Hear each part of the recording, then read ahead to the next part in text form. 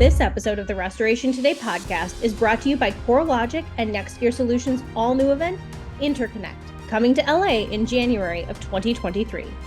Claims, restoration, underwriting, and risk unite for an event experience unlike any other in the industry. With curated sessions designed to inspire and unique networking events, we're bringing together the brightest minds to shape a new perspective of what's possible in insurance and restoration. Go to interconnect.nextgearsolutions.com to register now. See you in LA. Hello there. Thanks for checking out this episode of the Restoration Today podcast. Today I'm joined by somebody who cannot be serious.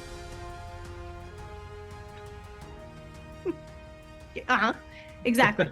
All right. I am joined by Jon Isaacson. He is the DOJO, the Intentional Restorer, and the VP of Operations for Aries Restoration. I've had very large and prestigious company in Puyallup, Washington, which everybody knows. Everybody pronounces it Puyallup because that's how phonetically it looks. But say how it really is. So it's spelled Puyallup. Yes, I can picture it. So it's you pronounce it Puyallup. Okay. But a lot of people pronounce it Puyallup. Puyallup. Yeah. It's Willamette, damn it. There you go. Hey, you're not even from Oregon and you know that. Dang. I like wine. I like Pinot Noir. Okay. So you better figure it out. Okay. Great. We're off to a great start. Okay. All right. So we are here to talk about overhead and profit and profitability overall. I was even at the REITs event earlier this. You're the worst. You people that are listening to this can't see your face. You know that, right? So, okay. Anyway, I'm going to need to I can do this. The accessibility of this podcast in the future so people can see the faces that Jon is making through their car. This is for the listeners. Yes. Okay. That's ASMR. ASMR. Okay. All right. Are you hip? Do you know what ASMR is? No. Your kids are too young, so it's all this fun stuff that as you have like teenagers and like preteens, then you start to like, yeah, I know what that is. I have no idea. Yeah. My kids are little. Yeah. May they stay that way. Okay. Overhead and profit. So you have an article coming out in the September-October issue that is the first in a 4-part series that we have titled The Truth and Myths of O&P, right? Yeah. So your first article is on the 4 modes of profitability. So first, I actually wanted to ask you, because I think that this has to have played into where this idea for the article series came from. Where did you get the intentional restorer idea, the name idea from in the first place? Are you being serious? You don't remember? I mean, I know that it came to me. Yeah. That's what I was saying. I know that it came to me and you and I talked about it, but I don't think it was my idea. I'm sure it was yours. So I'm curious where then. Well, Pete Consigli is the industry historian, right? You have an appreciation for history, as do I. I'm like the junior, the Padawan. But my recollection, Michelle, I wrote that article, The 10 Commandments of Exactimate Estimating. Yep. I don't remember, 2018, it was top 5 or top 3. Maybe it was number 1. It might have even been number 1. Yeah. Please stop. I think it was probably number 1, but I don't probably remember. Number 1. It probably was number 1. If there's a 1 point, whatever, if there's a 6-star out of 5, it was that.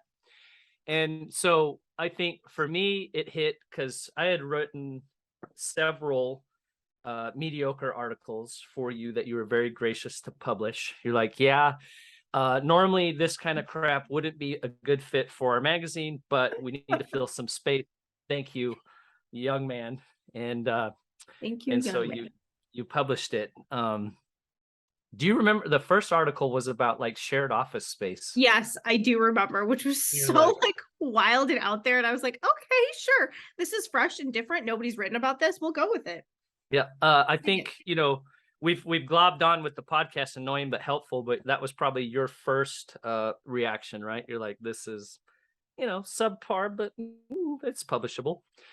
So anyways, the 10 Commandments, right? Yep. Very controversial article of Exactimate Estimate writing. You called me and you're like, what would you think about doing a monthly article on Yeah. exact date estimating? And do you remember what my answer was? No. I said, hell no. I don't want to write every month about exactivate estimate writing. But then, so then we talked and we collaborated, and you basically threatened my family and forced me to Yes. write a monthly article. And we're coming up with the titles, and I threw out some what I thought were really good ones. You shot them all down.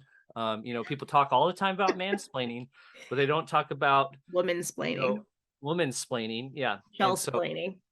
you we're talking, and I think I was like on my way to like the gas station or something like that, and you're like the intentional restorer, and it was like, oh, it was like, man, that's pretty slick. And then you came up with the logo, and I remember the logo and stuff. I guess I had forgotten I have a really bad memory. You will learn that the longer you get to know me. My memory is terrible, but it sounds like you can thank me for your success in writing. yeah, you're the gosh dang intentional restorer, and you're going to write a monthly article, and this is what it's due. And if you miss even one time by a day, I will kick your dog. And I was like, whoa, my dog is very nice. And you said, I don't care. I was about to say something that will make the restoration industry forever not like me, so I'm going to keep that comment to myself. Okay, so where did the idea? I was when you were at R&R, I was the highest paid writer, right? Contributor. Yes, the highest paid. Yes. Everyone hear that? Number one question mark article in 2018, and the highest paid writer. We paid big bucks for sure for yeah. Every year is a tough negotiation, but you tripled. I think by the time you departed with the publication that shall not be named, I think I was triple what I was earning, when I started. Mm-hmm. I bet you're making even more at CNR. No. Have you heard about who's running that place? I know. Real scam artist. No idea what she's doing at all. So that's my recollection of the origins of the intentional restorer.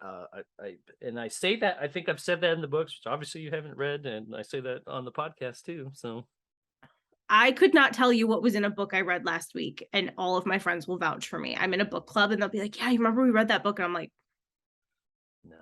"No, unfortunately, my memory's terrible." Okay, so where did the idea for this series come from on Overhead and Profit? Why did you decide this needed to happen?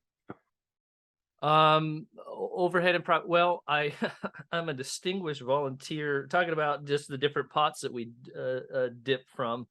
The RIA is an acronym for the Restoration Industry Association. Okay, the most prestigious, largest, longest running association related to property restoration, people who work in insurance. Okay. And several years ago, they started the AGA. That stands for the Advocacy and Government Affairs Committee. The C is not in there. It's silent. Okay. And so there's a pricing committee. So the RIA AGC PC, I'm a distinguished member, possibly, the biggest contributor to it. I mean, we haven't voted on that officially, but I'm pretty sure that's what everyone would say. I'll be sure to go to the committee and get their vote after we record this. Yeah, vote now. Subscribe, click, do all the likes. And oh. Wow. I just realized, I checked this morning, but my YouTube is over 500. I was thinking by the end of the year I'd like to be over 500 subscribers, and then it just clicked right now like I did it. So anyways, congrats, that's awesome. 2018 to now. That's awesome. Good. Well, it was weird because what made me think that it was like 504 or 503, and then I checked it again, it was 5, and I was like, oh, somebody checked in and checked out real quick. So anyways, so I do remember some things you coached me through how to make my URL. Yeah. Like, did you know you could do that? I'm like, no, and how? After I remember some things. Okay, continue. Yep. So we're on the thing. Ben Justin and I were talking, and if you've ever talked to Ben, it was mostly him. But at first I was like, should I laugh? I should. So we were talking about putting this, and it's actually the initial, what we had talked about, made it into the book, about the difference between, and I made a video a while back about difference between markup and margin. It's not unique material that I've put out. A lot of people have talked about it, but it's important to understand that. So we started breaking out. There's some other terms that, as contractors, as part of the skilled trades, as part of construction, and then especially as part of property restoration, it's important for people to understand, if we're going to have the same conversation and try to make some changes in the industry, we need to be using the same terms. So that's this initial phase, is trying to kind of make sure contractors, especially newer contractors, or maybe some people who just kind of passed on things that they learned maybe incorrectly from others, that we can talk from the same vocabulary to then move towards improving and figuring out what's the best route for us collectively to say, hey, we want to change this. How do we do that? Okay. All right. So what made you think that it needed to, what are the 4 segments that you broke it down into? There's going to be 4 different contributors, right? So, and all people pretty much that the industry has heard from. So Ben, like you said, Anthony Nelson and Ed Cross and yourself. So who's the 4th one? Ed Cross? Who's that? No idea. Yeah. No idea. Some attorney dude. He lives in Hawaii or California. Oh, a lawyer. Great. I know. Who knows what he's going to say? He's known for funky graphics too, like you. You two must get along really well. I love it. Well, fun fact. Do you remember the initial? It wasn't even the Diojo podcast. It was like 3 questions with the pro. I used your logo, and actually Ed put it in, and he made the initial video, and it's still incorporated in the intro video. So it was like I had the logo from you, and Ed made this wonderful like rock and roll intro. I do remember that. Yeah, I do remember that. Wild. Everyone's come such a long way. Yeah. All growing up together so nicely, figuring out technology because our industry is behind, and we're all like podcasts, videos, intros. I think Ed's exploding, looking at maybe opening another office in Chicago. You've like taken over the world and run your own magazine now. And here's the Diojo podcast languishing in mediocrity. So I'm not out of jealousy, but just out of pure admiration. I love to watch successful people rise from the mire. Well, I kind of like to swim in it, I'm like a Ninja Turtle. I stay in the sewers. You're ridiculous. Michelangelo is my favorite. You can quote me on that. False modesty here, my friend. False modesty. Okay, where was I going? Okay, the 4 different. What? I just got this week. That vodka? Yes. Or some of your Willamette? Willamette, damn it. Yes. Red wine. No. It's a little Willamette has some of the best. I'm not a big wine drinker, but some of the best white wines, and the sweeter. I don't remember what the sweeter stuff is, but pretty tasty. I am not a sweet wine person, but that is good to know. Pinot Noirs can be a little on the sweet side. It kind of depends on the Pinot. So I'm more. Have you ever been to Eugene? I've never been. I've been to California once, and it was only for the RA convention a few years ago, and I've never, other than that, been anywhere on the West Coast. I'm temporary blank, but like Willamette Valley Winery. Oh shoot. There's one in Eugene that's like the prestigious one that you take your high, value clients to. It overlooks the valley and everything. It's beautiful and really good. I like the wine there. So. Well, I mean, if it's that kind of winery, you should. And I'm curious what the winery is, because I feel like I hopefully would have heard of it. But when you think of it, let me know, because I want to know. Okay. Boom. Okay. What are the 4 articles that this is broken into? Okay, so mine's like the intro, right? The 4 modes of profitability for contractors, kind of setting the stage, and kind of going through what that looks like as a new contractor, and kind of through those initial phases. So Anthony Nelson is going to write on. He's done extensive work in his companies on overcoming some of those material variances. He works in Hawaii, so he's quite familiar with, what we buy something in Home Depot for and what they buy it for is significantly different. So some simple ways to bridge those gaps and cover. That's probably the easiest one should be the easiest one to recover and defend, and is 100% legitimate. Hey, I cannot buy it for what you're saying is in your program. And if we all kind of from time to time feed that back in, that helps. We're obviously primarily talking about Xactimate, but that can be, even your materials change from when you wrote the estimate to when you actually go to start the job. So that's Anthony's part. He's going to kind of focus on that and build on that. And then Ben, the Xactimate pricing custom price list wizard. So that's even figuring out how to properly price. We introduced that in my article, your true cost. If I'm paying you $30 an hour, that's not my cost. My cost is probably quite significantly more than that. So figuring that out based on your sales tax and all those kinds of things. So then you can add the right overhead and profit to that to accurately be making what you think you're making. And then if you want to, the next extension of that is if you want to make a custom price list in Xactimate so that you can charge for it every time.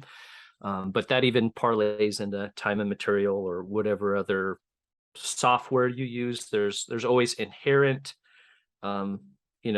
areas, blind spots and areas that it's not always 100% accurate. Yep. And then the final one, I got to be careful about what I say. Ed's got some exciting news to share on the litigation front, and it should hit to where he can fully reveal what he's been working on at about this. Like, we didn't plan it this way, but your timeline for publication and when he thinks that's going to be wrapping up. Regardless, he'll have great news to share and always a depth of knowledge, but it might be even more exciting. So that's quite a cherry on top. So it is a cherry on top. That's going to be, if he's able to do the case study that I think he's hoping to do, it will be great. Pretty amazing. Okay, so let's talk about profitability and margins. Is it possible? What do you consider a good profit margin for restoration contractors? Like, what is there a range where it's like, if you're in this range, you're doing pretty well? I think restorers a lot of times get stuck in this, well, this just isn't super profitable, or if I'm making like 5 to 10%, I'm good. Like, what does that look like? What is possible? I think we have a lot of talks about that, obviously, at the RAA broader. And then my own opinion as a contractor, and then even, in writing and podcasting. And I think really, I don't think I would want to officially say, like, if we were talking over coffee, we might have that conversation. But really, I think the more important piece at this is a lot of people say Xactimate pricing sucks. The insurance company sucks. Yep. Our customers suck, all these kinds of things. And like, we joke about that all the time, right? Man, if we didn't have these customers, these insurance companies and Xactimate, man, we'd have a great business. What business is that? Like, if you didn't have those three elements, like what are you working on, right? So, so I think it's more important. What we're trying to steer towards, at least at this first phase, is understanding what do you need to make, not just where you are now, but say 3 years down the road, you want to have a company, you want to have so many employees. Do you understand what you need to charge now to actually be able to do that? And there's really, you can grow your business 2 ways. It was fun. I was talking last night to the Sweat and Grime podcast guys, so broader skilled trades, and it's great. Same thing. And even one of the guys does like large equipment, one of the guys does apartment renovations, another guy's like a contractor, and it's the same thing. You can either be a one-man show, but if you're going to be a one-man show, you've got to charge a premium so that you can retire someday, right? Because you're not going to be able to do it. I mean, some people do it till they die, right? But so you have to charge. He died doing what he loved. So you've got to charge more for that long-term vision. And then if you want to hire people, you got to charge the same, if not more, because you got to build up. There's these benchmarks, and so you hire all these people, you take a dip, and then you got to go up. So it is a variable. But so to answer your question, what is a good profit margin? I think you have to first understand what your true costs are. You have to define kind of what your vision is, maybe, and that changes year to year. And the infographic that's coming from the RAA looks really beautiful. It talks about like, hey, if your goal is this, here's an example of what your markup needs to look like if you want to reach, your margin. So on an official level, we wouldn't want to say, but one thing we can say across the board, if you're only charging a 20% markup to your estimate, you're going to net a 16.67 margin. So it's not, that's for most contractors, that's not enough to do what you need to do. Yes. Okay, so taking that a step further, is it possible to have good margins on TPA work? I've heard Hell no! I've heard answers on both sides. There are some people that say that. Hell yes! And the real answer is we don't. Why are you even bringing up program work? This is a sham. We don't talk about program work. Nobody does it. we don't talk about Fight Club. We don't talk about program work. So we share it. We do program work, and it's we try to keep it a percentage of our overall, our verticals. So in this vertical, we want it to be a certain percentage of our overall revenue, and that's our goal.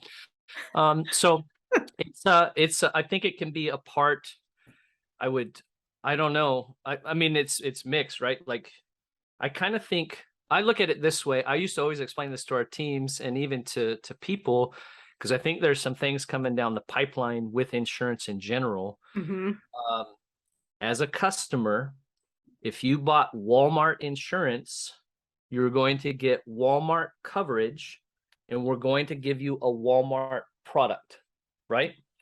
So if you bought Target insurance and you get Target coverage, you're going to get a Target product. If you bought, this is scary to say, if you bought Costco insurance, I encourage everybody to look at who they're actually selling through their insurance, because it's not very good.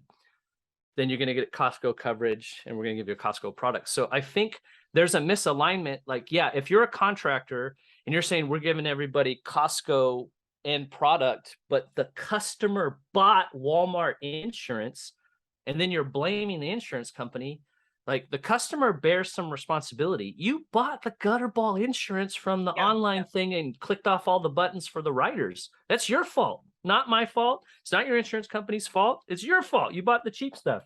So I think there's some disconnect there, but yeah, I think you can make money in TPA. Are you going to win on all of them? No. My father-in-law has a great saying: you can shear a sheep many times, but you can only skin it once. And that's the same whether you're doing program work, non-program work, working with insurance companies, not working with insurance companies. It's funny, all these people that don't want to do TPA work, what do? They pay plumbers, and they probably pay them more than the TPA fees. So it's like, or they're jacking up their Google ads. So you're paying for leads somewhere. Yeah. So don't disparage other people that are paying for leads differently than you. You're not better, So yes, you can make money, but you got to have like a realistic approach to, like, certain insurance companies pop up. We're working on our data, collecting our data to determine, sorry, we don't work for that carrier. You're on call the next. The flip side to, if you have basic data, which is part of the article that I wrote at the end, I was tempted to do that with a customer that called with a carrier, went back and looked at our data, and I was like, actually, the last 4 that we did for that carrier were actually pretty good. That's the important thing of having some level of data so you can make informed decisions. Okay, so how do you, I feel like contractors are going to hear this and be like, well, we excel at customer service. That's important to us. So how do you serve a customer? I know. Neither. Sure you do. Yeah. Come on. Okay, so how do you serve a customer well that has Walmart insurance when you also have a customer that has Neiman Marcus insurance? What does that look like to serve them both well while taking into account what they have is different? Take insurance out of it, right? Most customers have champagne taste on a Busch Light budget, right? Like, it's like, great, I get to redo my kitchen now that it flooded. Yeah. Boom, I want that should be 5,000, right? We had a customer I had a conversation with a customer yesterday, and they had basic tile countertops, really ugly stuff, right? And so insurance came back and agreed this is the price. And then she wanted a price for a solid surface, and it's over double, right? Well, why is it? It's like, well, you have great taste. I know I have great taste, but why is it so expensive? Well, because you had tile. Look at what you have, right? That we're going to go buy off the shelf at Home Depot. And that's probably pushing the budget. or, this beautiful, custom stone that you bought. It's going to be great. It's going to be beautiful. If you plan to stay here for a long time, you're going to love it, but it's more expensive, So, I think that is not a problem inherent to program work or insurance. That is inherent to construction. People's expectations, their budget and their idea of the timeline is not in reality, especially people like my wife that watch home improvement shows, like Oh, the no. turnaround time. The guy walks in, oh yeah, that'd be $1,200 and I can have people here in an hour. Excuse me, so if your contractor can quote it like that and turn people around, that means he's not very busy. So, and there's a reason, right? So, Yep. So anyways, We won't even talk about house hunters where it's the yeah, grasshopper farmer and the Yojo, and they could afford a $10 million house. What? oh yeah. What? Yeah. What do you do? I unsheathed the coffee beans at the local Yes, I missed that math somewhere. I'm confused. Yeah. Yep. Okay. All right. So this article is going to be available. Well, we're recording this. Article is already available on the website. No, it will be by the time this is out. It'll be available by the end of October on the website. And you can also check out the first article in the September-October issue. Okay. Cool. So do you want to walk through really quick what the 4 different modes of profitability are? Or do you want to have people have to read the article? I can list them off, but I don't know if you want to do that. Let's do it. Let's do it. It's your show, Michelle. All right. What is so number 1, survival mode? What does that mean? This is the magazine everybody's paying you millions of dollars for, right? Like, what is it, like $16.95 an issue, right? Very expensive subscription. Yeah. That's why my readership is so low. No? Okay. Well, I mean, I didn't want to. I was trying your kind of humor. The deprecating, self-deprecating doesn't work. Okay. I didn't want to say anything, but no, I love it. Thank you. I know other people have said it too for bringing back print. I know there's a few others, but like, it is nice. Like, I've got them here in the stack of magazines. I have all the boxes from Pete. I think I told you that. So I got to start going through there because I want to start doing like throwback Thursdays and stuff. See? It's a beautiful thing. Look at how beautiful that is. It's very nice. Yeah. Nice to have. I definitely like reading. Yeah. What did you say? Oh, the 4 modes. Yes. Survival mode. To explain tidbits, like give me a few sentences about survival mode, what that means. That's mode number 1. So you're working for somebody, you finally either get a burr in your saddle or you're like, I'm ready, right? And so survival mode is like, with regards to overhead and profit, most people in that first phase, that first year of starting, you're just trying to pay. Like, if you've got kids, like, all you care about is getting a paycheck. Yep.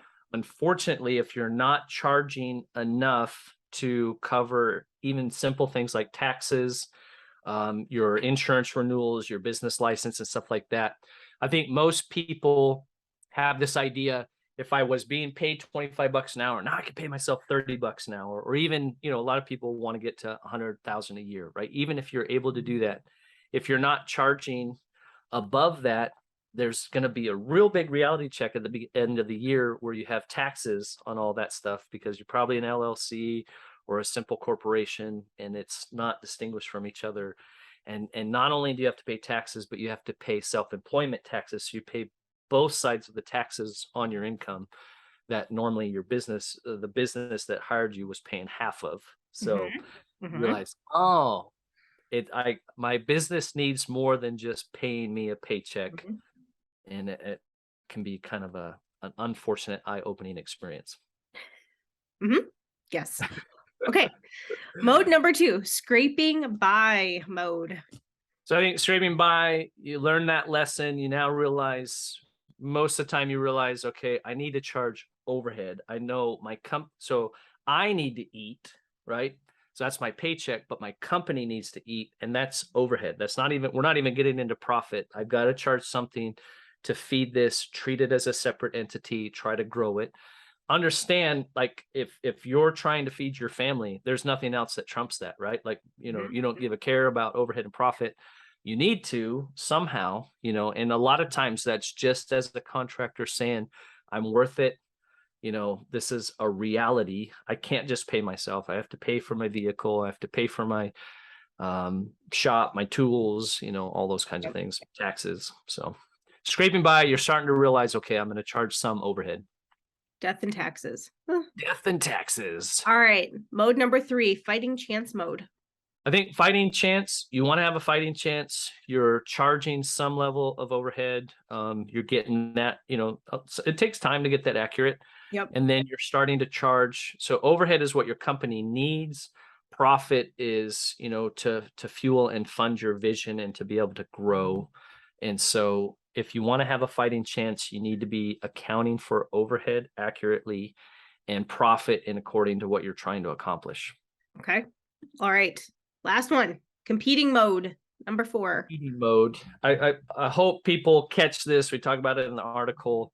Like, you're never done, right? You don't get to name the biggest companies in our industry. It's not like year after year, they're like, oh, all right. Like, they're still figuring this out. They have highs and lows, dips. So you're competing.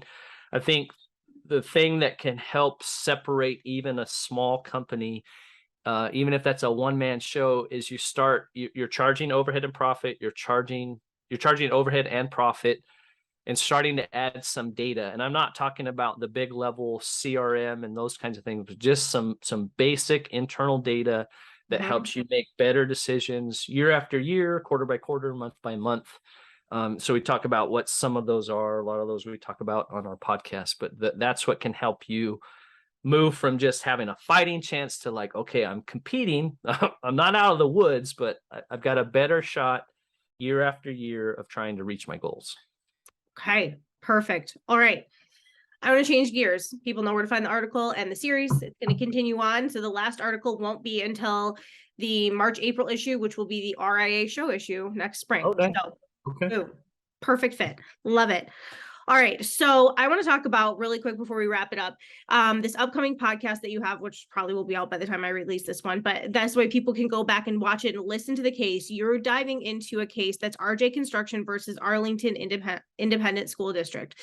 So talk a little bit about that case and kind of how it came on your radar and why you decided to dig into it, like what it means for the industry.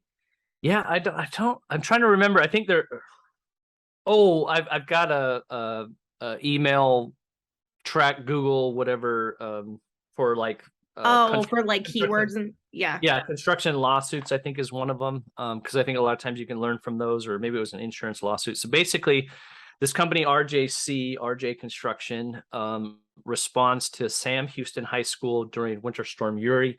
We heard about last year, that fluke storm that blew through the South and hit Texas in particular. And so that came across my desk. I watched the video, the sad music video, we did all this. And then they said, screw you. Some of the things that ring, that if you watch RJC's site, and they got the community involved, they put signs out, pay RJC, and, people were supporting them. And then, so you read that side and you're like, man, the school district, insurance companies, all the things that you want to hear. You're like, get them, boy. And then you read the AISD school fact sheet. You're like, so, and the truth is probably somewhere in the middle, because they're basically saying RJC thinks they're owed over 1.2 million. The school district paid like 187,000, a check that was never cashed, and said there's more if you provide the documentation we need to justify it. And probably what's really interesting here, I can say as a contractor, I've relied too much on emails before as an agreement. And that's a big part of this case. Does a string of emails make for a contract or an agreement? Just because you said, hey, I communicated, I felt like they gave an affirmative response, so that's Ed Cross would probably be, like, right. So, but to that end, though, I think there's many contractors. We talked with Bebo Crane out of Jonesboro, Arkansas. My friend Eric Hernandez with M7 So we talked to a couple other people, and I don't have all of them recorded yet, so we'll probably incorporate more elements of that. But just trying to look at, not necessarily point fingers or say this is who's at fault, but like there's a lot of really core lessons to learn. And even me and Bebo are just like, oh, because we've responded to things like that and gone off of like, okay, yeah, we're trusting. And then this is a case where it either bit them in the butt or they weren't quite willing to play ball. And so I think it'll be interesting. There'll be a lot of lessons that people can learn, especially as you respond to whether it's the big national catastrophes or these kind of fluke events, or even larger losses where there's multiple people involved. It can be tricky. Okay, where can people find you? How do they find your podcast? How do they find your articles? Other than looking on CNR's website, where do people find you? If it and hasn't somewhere else, but that shall remain nameless. Yeah, if it hasn't been shut down yet, you got the dyojo.com, dyojo.com. Our podcast is on YouTube, so you can watch the videos, or Spotify and all the things if you want just audio. You know, I mean, who wouldn't want to look at this face for 24 minutes? And 24 minutes is a very exact number. Okay. It is. Jon, it is always a pleasure. This was fun, and we got more content in than maybe we tried to do this once before and chatted the whole time, which is fun, but we didn't really get anywhere. So did we achieve the level of seriousness that you wanted? It's fantastic. Yes, nicely done on keeping it together for a full 42 minutes. 40. That's a very exact number. It's the reverse of 24. This is meant to be. It's like a fortune cookie that says you like Chinese food. Like, I do. I really do. It's like the Friends episode where Monica and Chandler are in Vegas, and they're like, if we roll another 8, we're going to get married. No, that's the wrong 8. So. Oh, no. Okay. Anyway, Jon. I don't think I've ever watched an episode of Friends. That's pretty punk rock, right? I haven't seen Titanic. Like all these 90s tropes. I did watch Romeo and Juliet with Leo. But I rebelled harshly. Yeah. I kind of liked that version of it. I didn't hate it. Titanic is meh. Friends, you need to watch Friends. Nope, not going to do it. You like The Office? You don't? That's fine. I've never watched it. Hey, that's fine. Now we're even. We can be friends. We can be friends. How about Schitt's Creek? Schitt's Creek? I've watched some of it. So funny. My mom won't let me watch it because of the name. So I bet that's exactly how your mom feels, and I'm sure you listen to your mom in that degree as a full-blown adult. Cook the meatloaf, Ma! Okay. Bye, Jon. Bye, Michelle. For more Restoration Today, visit our website, cnrmagazine.com, or find us wherever you get your favorite podcasts.